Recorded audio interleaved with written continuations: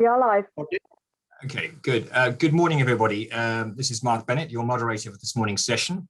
I run a small leasing company called Sun Intermodal, but today we're going to talk about disrupting smart shipping, separating the feasible from the fads. We have an interesting lineup of speakers, some of them fairly familiar. Christian Roelofs has been a feature of many intermodal conferences in recent years. We also have Paul Walter of Boxport from Germany, and Soteris Ptokos talking about some innovations on the technology side a little bit later on.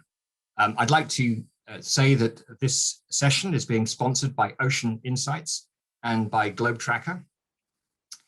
So let us get underway. I'd like to first introduce Christian Roelofs. He's Managing Director at Container Exchange, and I'm sure he's going to give us an interesting update on their initiative in this industry. So over to you, Christian.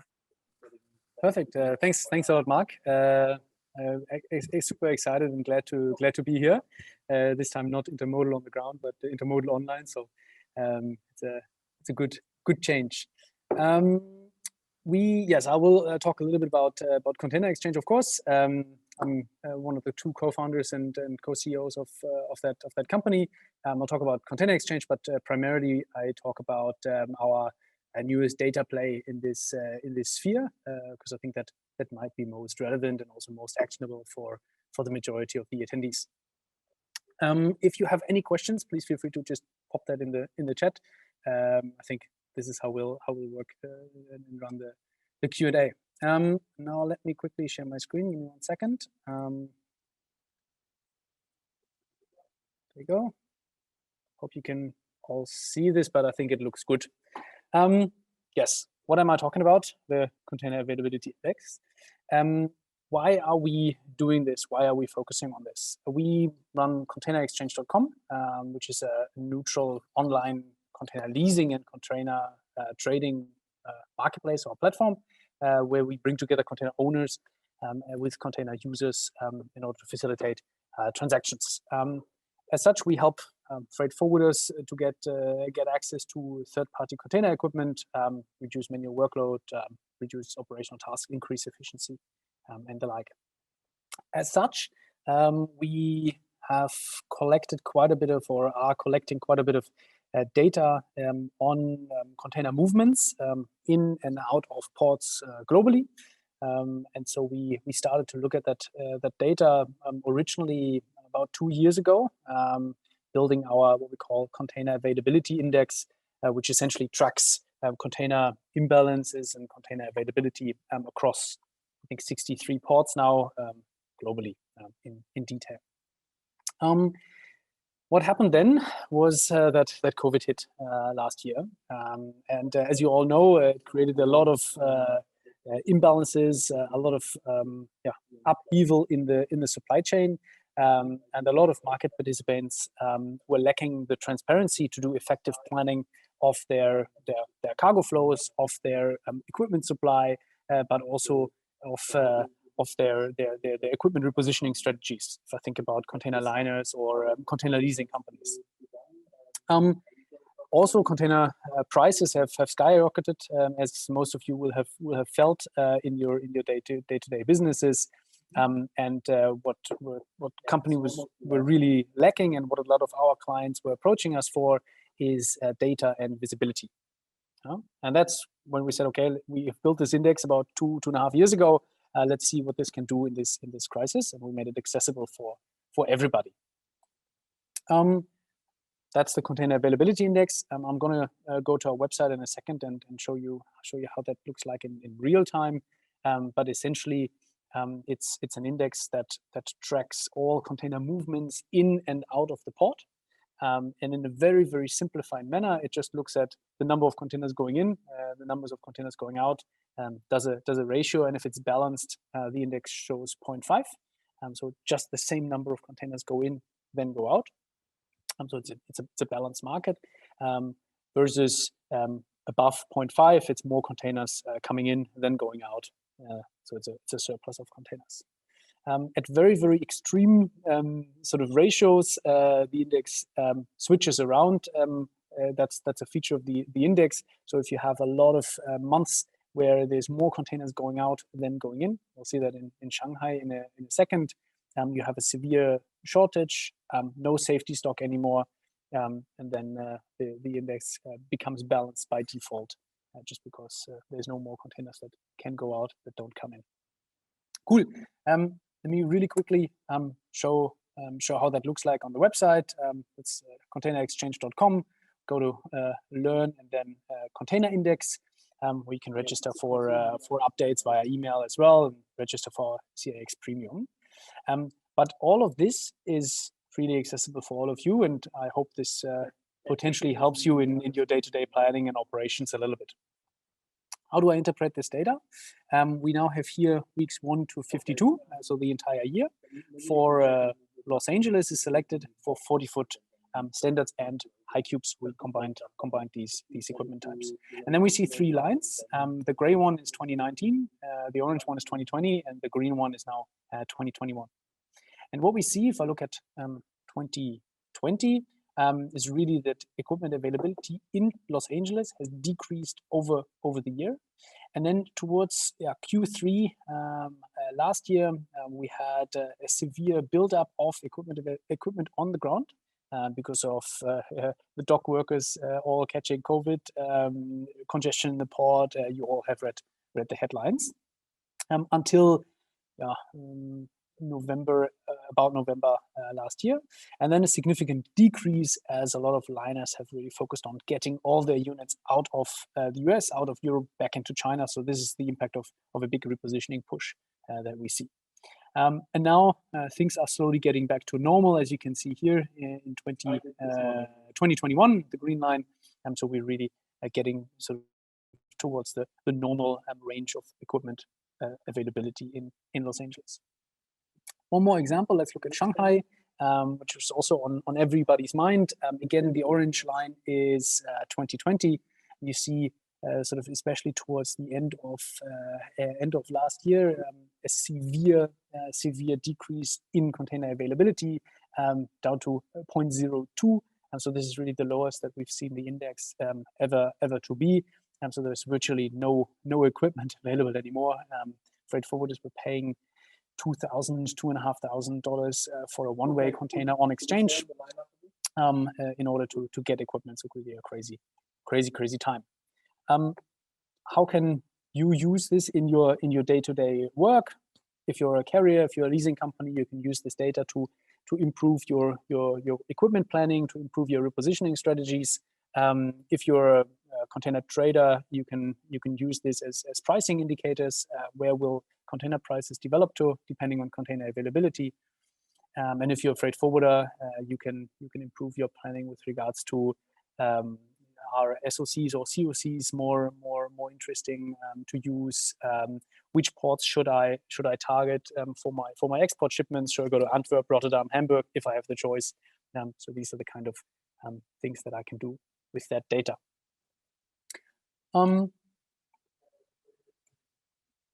If you go to our website, you can sign up for a newsletter, and then this is what this will look like. You'll get this on a weekly basis, and of course, there's also a small premium version where you can also download the data to do your own analysis.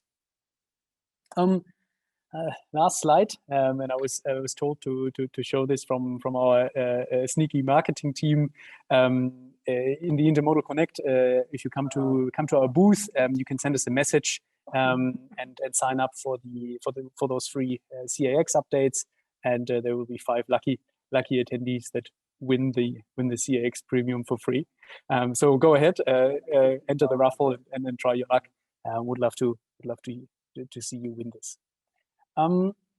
Yeah, so that's sort of a really short rundown through our data play. What are we doing on the data side? This is really not our core business. Our core business is running a container trading and leasing platform, but we built this as a value-added service for our existing clients, and the more companies can benefit from this, the better. Sort of as a goodie to the industry, so to speak. Yeah.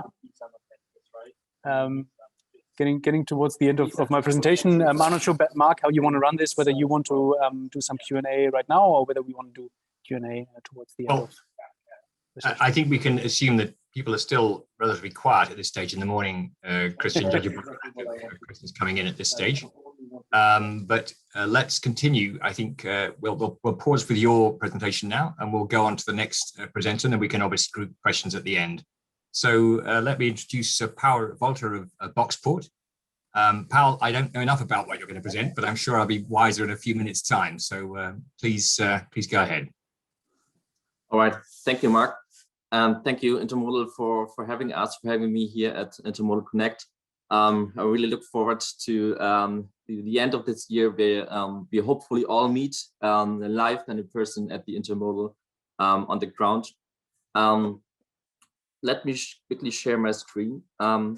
Before starting talking about the topic, disrupting smart shipping and separating the feasible from the threats, let me shortly talk about Boxport, introduce Boxport to you.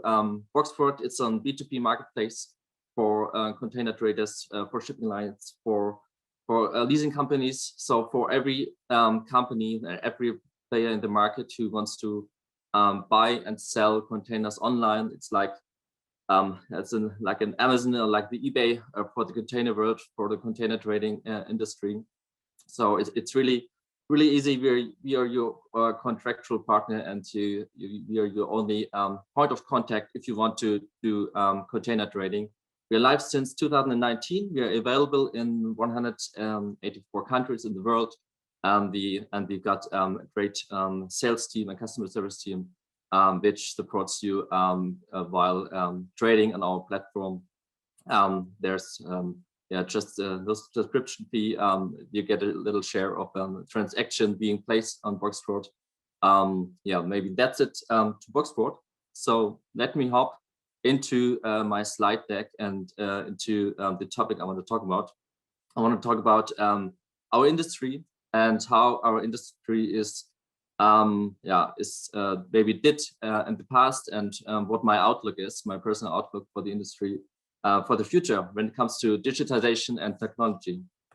So I think we all conclude that in the past, shipping wasn't kind of the forerunner of the digitization, right? For example, there were other industries, for example, the commerce, music industry, and finance, where like the established players, but also new players, have been made huge steps into digitization. For example, Amazon, of course, is with the commerce, Spotify with the music industry, and also fintech, the financial industry.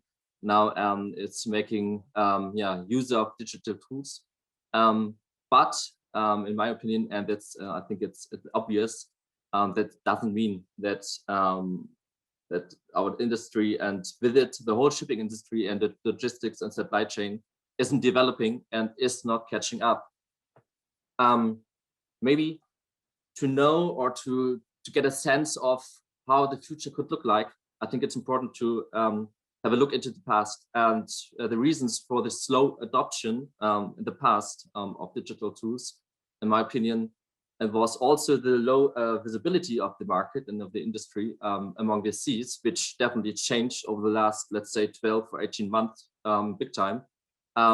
Also, through internet connectivity of the vessels, that's why we see a lot of digital tools and digital companies and solutions on the harbor side, on the inland, on the waterfront, and in our industry, at the intermodal industry.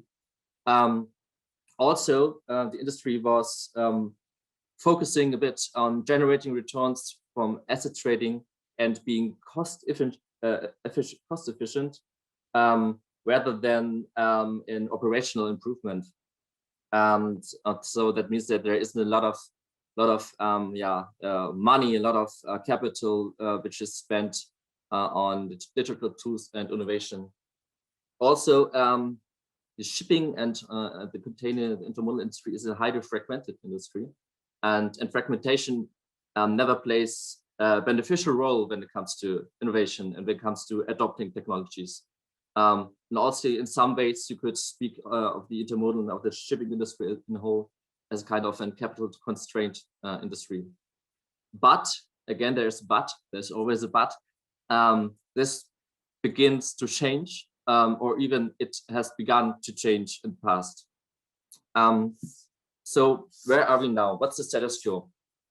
At the moment, with the current situation, with the supply chains being out of balance, with the huge container scarcity, logistics and supply chain is the hot topic at the moment, not only within our industry, but also within the society, within the political discussion. For example, last week I visited my parents, and even they were talking about container industry, and they were talking about container scarcity, not because I am the CEO of Boxport, but they saw it on the TV, yeah, they saw it on the mass media. Everybody is reporting about our industry, which is good for us, yeah, because we got attention, which our industry has never seen before. That means that there's big momentum in it at the moment, and in my opinion, and a lot of other people's opinion, we have to use this momentum and have to take advantage of this momentum, because at the moment shipping industry is the, so to speak, hot shit right now, and it's just about to digitize heavily. Because if you look from a business side to our industry, the opportunities are huge, and the opportunities are global, because it's a very international and very global industry. And we see venture capitalists and other investors looking at the industry right now. And another big topic, besides the current situation, container scarcity, just think about the overarching topic at the moment, climate change, and think about what impact supply chain has on climate change. And in my opinion, this will also lead to more and more attention, and to more and more innovation, and more pressure, even pressure for innovation, and on our industry and on the shipping industry as a whole. So, and also the market participants adopting more and more digital technologies, and a lot of people, a lot of entrepreneurs looking at the industry, and there's a lot of exchange and a lot of talks between established players from the industry, between SMEs, but between also corporates and entrepreneurs and people from the tech system. And of course, not only in the sense of more attention, but also in the sense of operational excellence, of thinking about how we could enhance our processes. The current situation is a catalyst. The current situation is definitely a catalyst of digitalization in the intermodal industry, because all kind of market participants, they're under high pressure to make benefits of digital tools and technologies. Just think about, if you want to buy a container, you got to find new sources for equipment, and you got to streamline your processes on this, right? So shipping is just about to digitize. And another trend which is supporting this digitization of our industry is, of course, that venture capital flows into our industry, which is good for the established players, which is good for new players, because with capital in the background, of course, you are able to innovate more. You are able to innovate with a higher speed. And what makes our industry so attractive for venture capitalists? I think I said it before.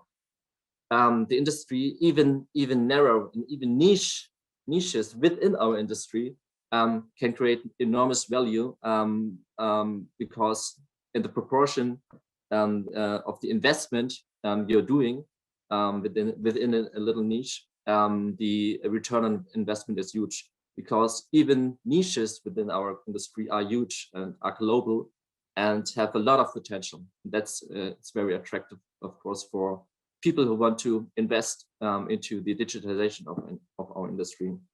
And also, there's a compounding effect to small investments as a market segment, initially valued at relatively low levels, and grows exponentially with new solutions and growing from this initial investment. Let's have a look at the numbers. 2018, we had kind of 300 million US dollars being invested into our industry. And of course, 2019, it was dominated by this huge investment by SoftBank into Flexport of 1 billion. And even the year of the pandemic, 2020, I think it was a great year. And it was a great year for investments into our industry. So we not only got attention, and we not only got pressure from the current situation, we also now have the money. And where is the money going? What kind of business models, at least in my opinion, what kind of business models are attractive and have great potential? I think also because of the very fragmented and the very international and the very complex system of our industry. In my opinion, companies with a very, very simple product and a very, very simple and crystal clear value proposition are going to succeed big time. For example, just simple freight forwarders like Sender or Flexport. Also platforms and marketplaces as for example, container marketplaces as ours are very simple and have a crystal clear value proposition.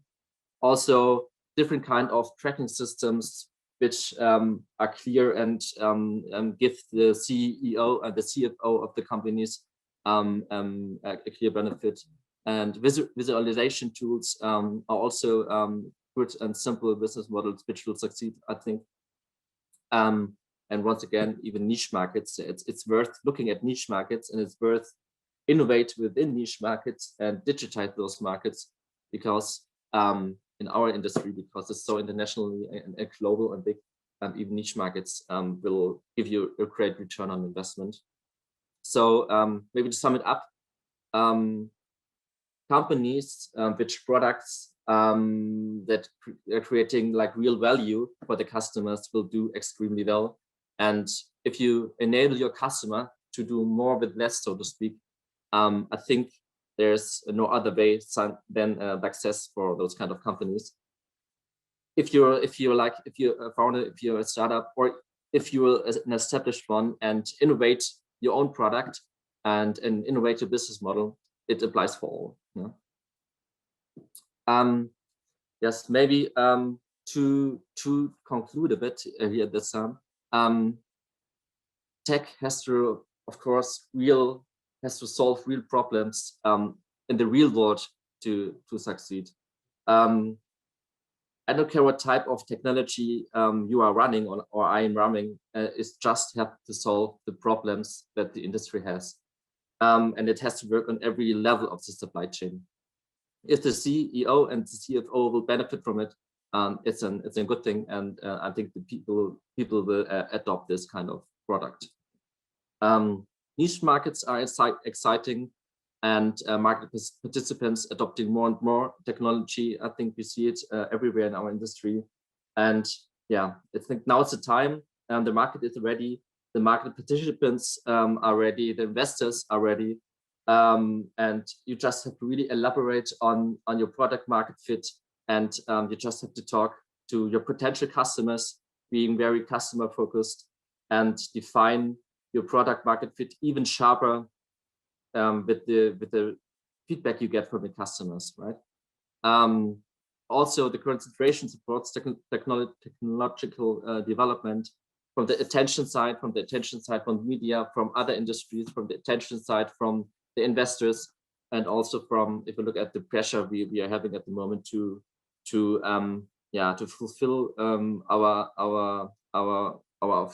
fulfill our vision and to kind of fix the supply chain.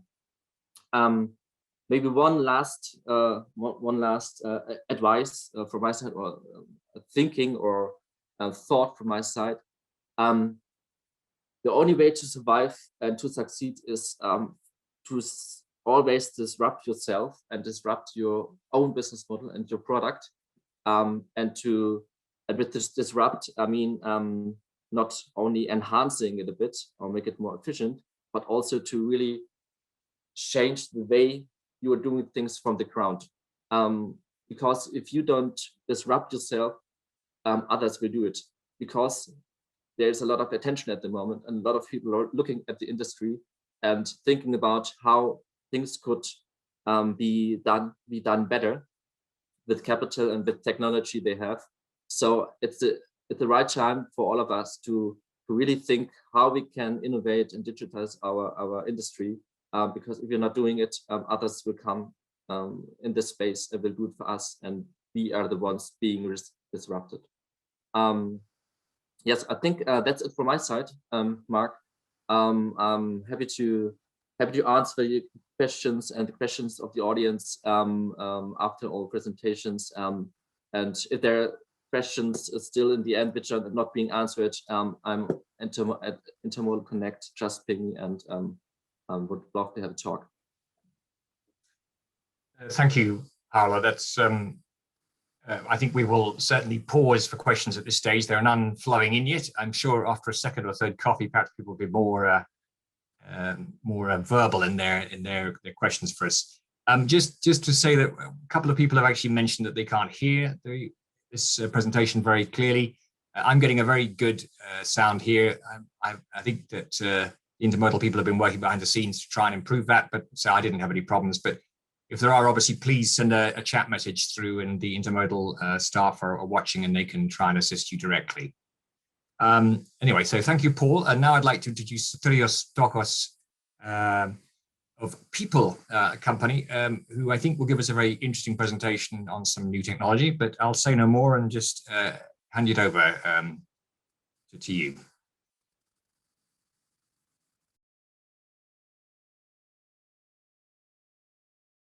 I think your microphone's muted, Trios.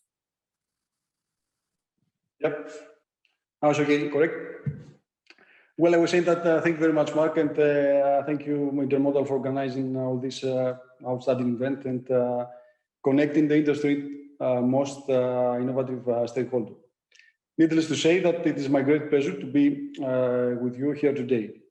Also, I want to thank you, Christian and Paul, for the excellent presentation. And I have to say that Paul, fully agree with you that if we don't disrupt ourselves, then others will do it. Just a small parenthesis before we start. I would like to share with you that yesterday in Dubai, we received the second prize of Logistic Middle East Awards in 2021 in the category Equipment Supplier of the Year. So, for the next 50 minutes, I will tell you how our people contribute to a global welfare. I will share my screen.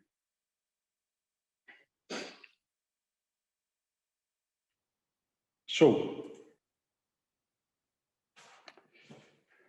People Tech develops sustainable and connected solutions for integrated supply chain. A way sustainable. Paul mentioned before that climate change is a mega problem. Fully agree. Climate change is one of the biggest challenges that humanity is facing. Freight transportation is a significant polluter.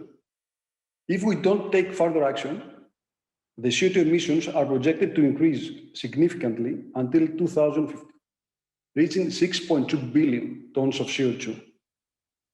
The leading companies around the world are looking to move their business towards a sustainable model by reducing their carbon footprint.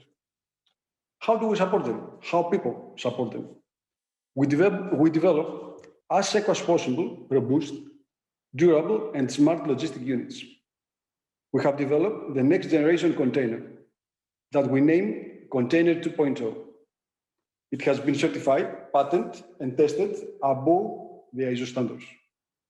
The Container 2.0 Type 40D, as we call it, actually it is the 40-foot high cube container, is above 500 kilos lighter than the most container in its class. Think, a company that will continue to use a heavy container while it has the option to use a much lighter container, like Container 2.0, will also move that unnecessary weight around the world for the entire life of the container, 10, 15, 20, whatever it is, for no reason. Consuming more fuel for no reason and emitting more CO2 for no reason. Moreover, we propose to the industry to replace wood wherever is possible. Today, 10 billion more trees are cut down than are planted every year. By replacing the wood with metallic and 100% recycled material from the logistic units like containers, trucks, trailers, and even pallets, we will save millions of trees annually. Did you know that a 10-year-old tree absorbs more than CO2 than a baby 10-month tree? So what's more important, to plant a tree or to save a tree? Of course, both actions are needed, but it is much easier to save a tree than to plant a tree. We contribute to save trees and reduce CO2 emissions. Let's see an example. We'll visit our website, container2.com. On our website, we have a calculator that any of us, any company around the world, can personalize Container 2.2 performance. So, this is the calculator. Let's say that I'm a company that I'm using 10,000 containers. Just I write the number. And let's say that I'm using the containers, I use the containers for 10 years. On the second row, we can see on average, the kilometers that a container traveled annually by road, rail, and by sea. On the light gray area, we can see how many kilos of CO2 we can reduce on roads, on rail, and on sea. And of course, because of the trees that we will save, because we will not use wooden materials, the trees will be able to offset actually millions of kilos of CO2 on that 10 years. And of course, we'll have the total on the last row. Also, there's, on this calculator, there's another feature that we can calculate the additional income or the cost saving. Depends on if we are transportation logistic company and we charge a fee per kilo that we move, or we pay a fee for, if we are cargo owners and we pay a fee for a kilo that we want to move. So here you can see one more row in the third row that you can, anybody can just add the price per ton kilometer and calculate the saving that we'll have or the additional income by moving the cargo by road, rail, and sea. And this is, I have to say that this additional cargo, we're talking about the weight-sensitive cargo. There's two major categories of the cargos: the weight-sensitive cargo and the volume-sensitive cargo. The weight-sensitive cargo is the cargo that hits the weight limitation of the logistic units before it hits the volume limitation. So, in that case, if we are using a lighter logistic unit, then we'll be able to load more cargo on it. On the other hand, if we're using volume-sensitive cargo and we hit first the volume limitation, then we will not be able to add more cargo on it, but the total gross weight will be lower. So we will save fuel. So on this feature of our calculator, any company can add the price per liter, let us say. I think now in London is 1.48, something like that, dollars per liter. Or the bunker fuel now, I think is something $0.55 per liter. Then easily we can calculate in dollars the cost saving. And why is that? As we mentioned before, because the total gross weight will be lower. Also because we mentioned that we have replaced the wooden floor with a metallic floor, a metal at the end of the logistic unit's life, let's say in our case now for the container 40-foot high cube, because we have a metallic floor, the residual value is higher. Because in the worst case scenario, we can sell this as a scrap. And of course, we can play as the percentage of the equal price of the material that we're using in order to calculate the additional value of these 10,000 containers, 10,000 units. And on the last feature, we have a summary of what we calculated before, of the data, of our personal data, that of the customization that we did according to our needs. And we can choose either weight or volume sensitive cargo. And we can easily see what will be the benefits for us and, of course, for the whole planet, because we're talking about the reduction on CO2 emissions and to save trees. Of course, today, needless to say that whatever we develop, apart from sustainable, must be connected to. So it's constant search for ways to enhance collaboration within the supply chain, as well as increase visibility and insights to support decision-making process.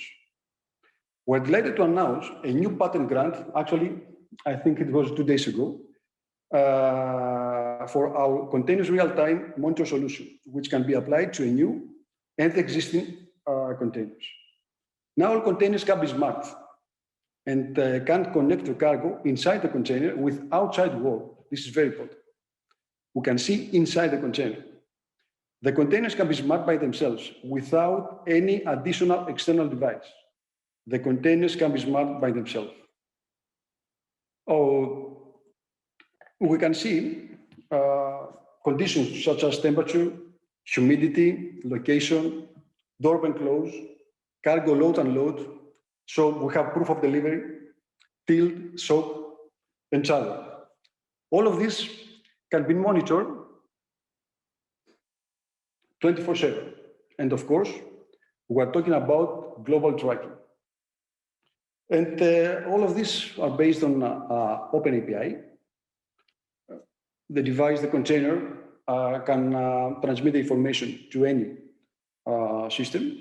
And of course, we have access through our laptop, PC, or whatever mobile device we're using. Let's see an example. A week ago, a container 2.0 departed from China. We're running this case with Feld. It's a company that is serving the route between China and Europe. You can see now the container that is somewhere in Russia. We can click on the container and see general data of this container. And of course, we have the option to see more details about the container and its cargo. We can see temperature, humidity, the current status. We can have information, let's say temperature. So we can see the temperature during the whole trip. We can have reports about this trip, detailed reports, temperature, humidity, light, proof of delivery. We can see the trip. So we can see that the first leg was by on road, and the next and the other legs are through rail. And the most important is that we can see the door status. So here, in our case, we can see that the door opened when the container was picked up and during loading, and we can easily also see that the door, its door status didn't change, hasn't actually changed till now. Regarding now the battery, this is of course very important when we are talking about dry containers.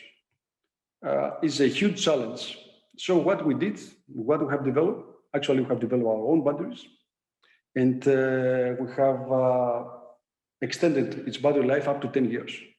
So our solution is fire forget. No need to recharge it, no need to replace it. The container is smart by itself. It will transmit the information that you need for 10 years. Our containers innovative solution is one part of our integrated approach for connected supply chain.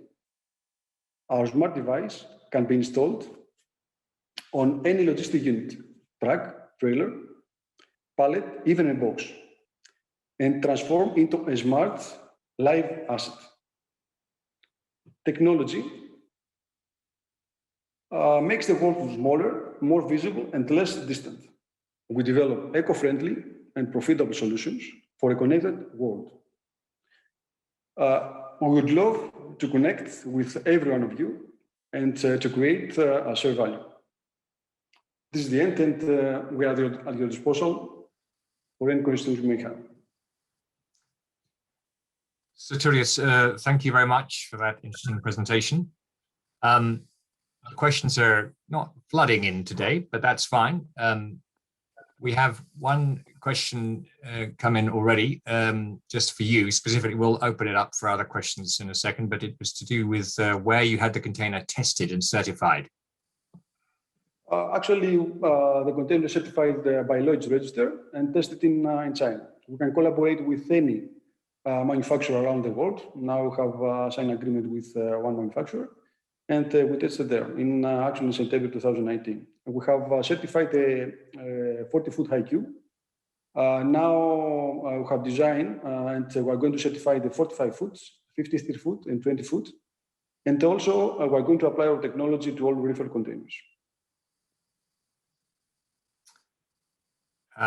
We have another question coming from Rishad, who's asking when these containers will be launched. Actually, now in 2021, we are going to place in the market 400 TEUs.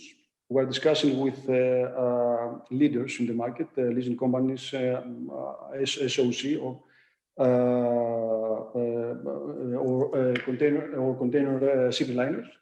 Our goal is to put 400 TEUs in the market this year and to go into mass production next year and to have the capacity to produce more than 100,000 TEUs into 2022. Okay, thank you. Some more questions coming in. I think you may be able to see them, Sotirios, but we have one from, I'm going to guess the pronunciation of your name, I think Fation. What will be the price? This is a very good question, but depends on the quantity of the container. Of course, depends on manufacturer. We're technology providers. We don't want to be manufacturer. We don't want to be leasing companies. And of course, we don't want to be container ship line. So we're technology providers. Then the price depends on the time of the order and of course of the quantity. But we can say, let's say, I can give you a rough estimation. It can be from minus 10% up to 10%. Depends if we are talking about reefer containers, dry containers, we are talking about 53-foot containers, 40-foot containers, 20-foot containers, etc. So we're open to receive any quotation and to receive any request, and of course to offer our quotation. Okay, I have well, my guess is that it's more expensive than a standard 40-foot high cube, say, which is roughly $6,000 today. And you're not going to tell us. I can give you a price. So let's say for today, if we're talking about the prototype, now we know that the container 40-foot high cube now is $6,000. We can offer the lightest, the most eco-friendly, and smart container for 6.5. This is a quotation that we did 1 month ago. Yeah. So it is almost the same. Yeah, and just without digressing too much, I think to put that $500 premium in context, of course, we've seen a 60% rise in the price of containers this year.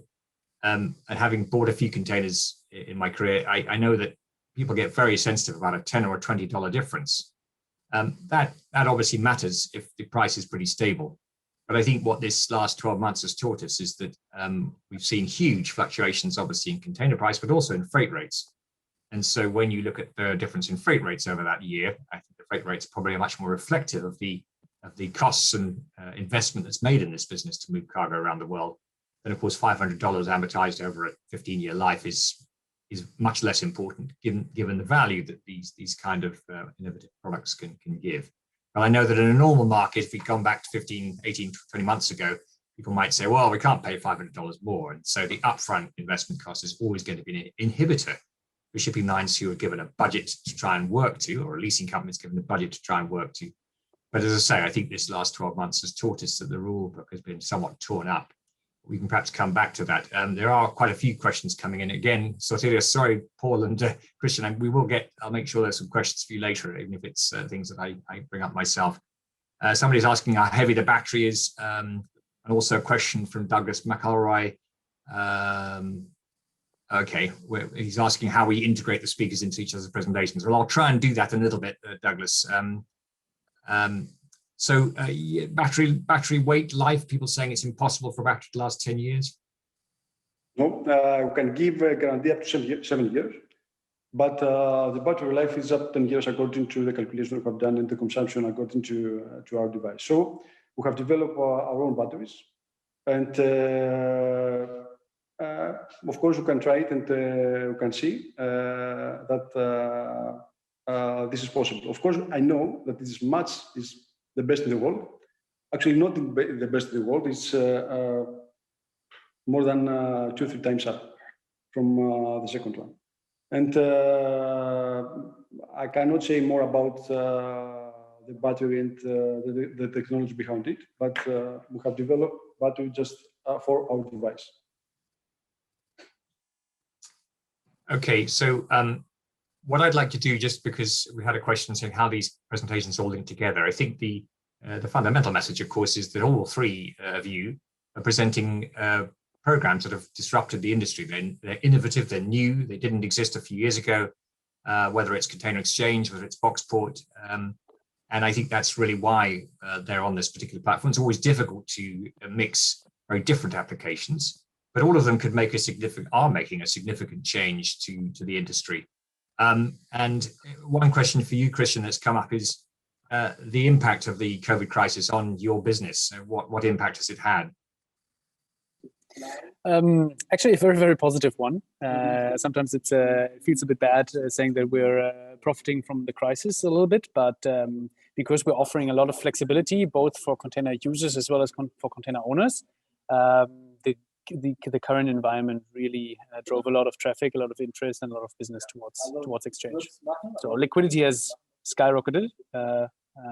Transactions have skyrocketed, and that's good for us. So, Christian, this is really because obviously there have been very significant imbalances, big surpluses in import locations, and you've been able to assist people in getting those moved back to demand locations. Correct.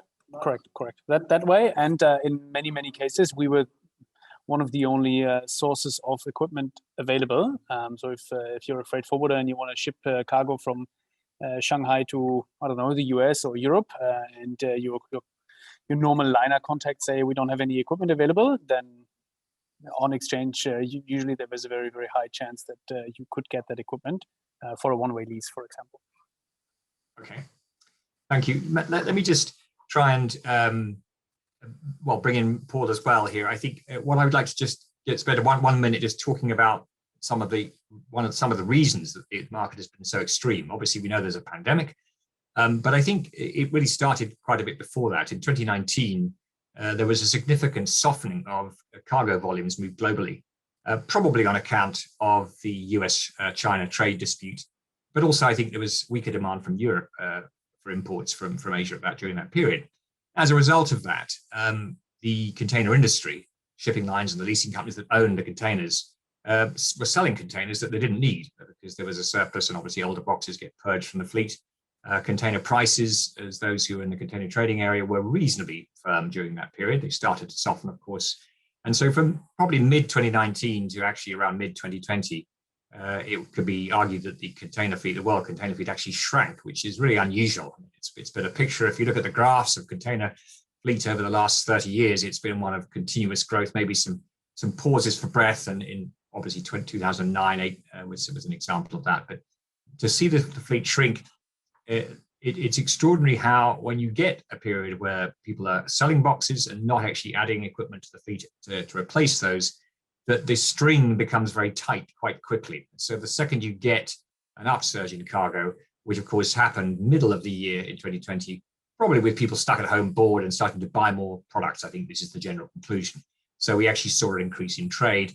And then I think really trying to think of the trading side and Paul Walter's Boxport side, of course, this meant that the ability to build boxes and one-way them into markets that for trading became very difficult and very expensive. And so from 1 year, 12-month period up to mid-2020, when there were boxes available in the sale market for traders to buy, we then had the reverse situation where we didn't have boxes available simply because all of them were being used for carrying cargo and then being recycled back into Asia to export products again. And so, Paul, I just wanted to ask, how you had seen the impact on your business during the COVID crisis as a result of this. Yeah, I would say it was pretty similar to Christian's business. So a lot of buyers, a lot of people who needed containers, of course, saw the scarcity, and they were looking for new sources of containers, right? Maybe their regular suppliers of boxes and equipment were not able to serve their needs, and that's why we saw a rapid, tremendous growth of our users, but from both sides, not only the buyers but also the sellers. A tremendous increase of our user base. A lot of people were looking for boxes, and maybe it was referring before to there is a pressure for finding new sources and even going online, even like buying online for the first time of their life. For example, an established container trader, first time of their life going online and buying, like they doing in their private life at Amazon, buying equipment online, and they did it also with Boxford. And I think this shortage will last a while, at least Q3 or Q4 this year. And of course, the quantity of the trade rise, but also the prices of the container, of course, increased also on our platform. And that was the impact. Same as Christian, it's a bit hard to say that you're profiting from the situation, but I think in the long run, it's not only we that we are profiting, but also our users who are profiting, because now they have a lot of more sources, and they can source equipment from all over the world. They can do global business. Before they were maybe like a narrow local player, and with online platforms and marketplaces, they're able to serve customers globally, who source equipment globally. And I think in the long run, the whole industry will benefit from this development. Interesting. So effectively, the crisis and the shortages of equipment and the challenges have actually pushed people towards the new technology providers and the new solution providers, which is interesting. We have an additional question. Again, a gentleman from Turkey, Fatih, has asked really about how we see the possibilities of collaborating with Turkey in terms of the EU-Turkish market and traffic. I'm not sure, Fatih, this is entirely the right forum for this, in the sense that's much more to do with trade. I know there is obviously a lot of traffic between EU and Turkey already, Turkey being part of a trade agreement with the EU. But I'm not sure we're necessarily the right forum to discuss that today, unfortunately. But I hope there are other forums within the Intermodal Conference this week that will be of interest to you on that. Perhaps we've got a couple of minutes left. I wanted just to return to Sotirios, because I think I've seen a lot of innovations for containers over the years, collapsible containers, all these sort of ideas to save energy, to save repositioning costs, which have been always very challenging because of production costs, damage issues. I think there will be perhaps some challenges in that respect, but I have to say I'm impressed by the way you've thought through this project, so I wish you good fortune in that. But of course, one of the great challenges is that container factories are set up to build in a particular way.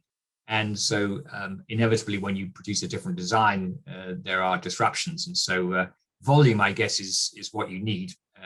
Once you have large volumes being produced, obviously the cost of margin has come down, and you can get your flooring, which is the particular weight saving side of the business, get that production maximized and the costs brought down. So I think it'll be interesting to see how this develops, and perhaps a year from now, and perhaps meeting face to face at an Intermodal conference, we can get an interesting update from you on that. Any more comments from any of the presenters? I don't think we have any more questions come in before we close this session. I think maybe just a thank you for organizing this session. Really enjoyed being part of it, and yeah, have fun at the remainder of the day at Intermodal online. Well, indeed. Okay. Well, thank you again, and I'd just like to again reiterate the thanks for Ocean Insights and for Globe Tracker for sponsoring the sessions on this subject today. And thank you again to the speakers, Sophirios Powerwater and Christian Rolos. Thank you, and see you at the next session. Thank you very much. Very much. Thank you for your time. Thanks, everyone. Thank you for listening. Enjoy and stay safe. Stay safe. See you in live. Yeah? See you in live at Intermodal. Thank you. Bye. All right. Bye bye.